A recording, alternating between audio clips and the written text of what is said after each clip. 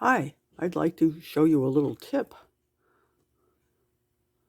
I made these anti-clastic curly earrings and they're rather small, and when I got done tumbling them, I noticed that there was a little bit of darkness that you can't see too well. Yeah, you can see it in this one. In this recessed area. I generally polish those before I close them up around the wire. But with the soldering or whatever, this one slipped through the crack. So I want to show you a way to get in there. Not very many tools will get in there, but the handy dandy toothpick will. And yep, it'll fit right in there. So I want to show you how I take this little guy and put him in my flex shaft and make a tool out of him. The first thing I do is I find a toothpick that's usually laying around, and I cut off part of it so that it will go in my number 30 handpiece. It won't go in your quick change, but I will open that up and get it in there. But before I do, two things that you can do. You can leave it like this as a hard point and just charge it with some Tripoli and get in there with that. Or a lot of times what I do is I gently hammer the tip, kind of like if you chewed on it, or a used toothpick has kind of a feathery brushy end, and sometimes that works well to hold the polishing compound. It also sometimes breaks off, but let's try that.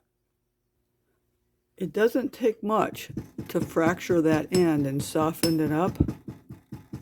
So I'm just sort of rotating it around.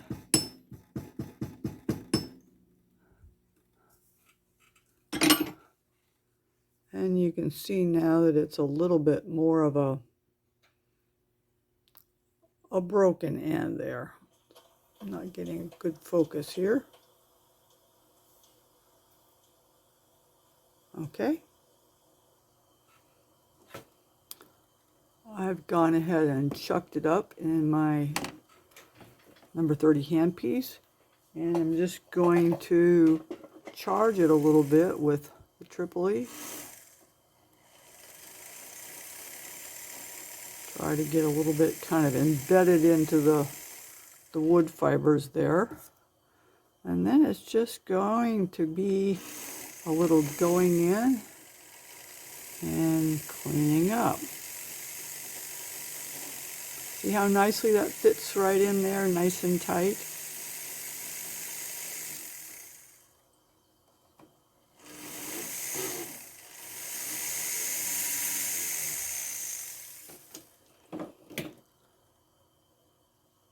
I think when I get that polishing compound cleaned out of there, it'll be nice and bright.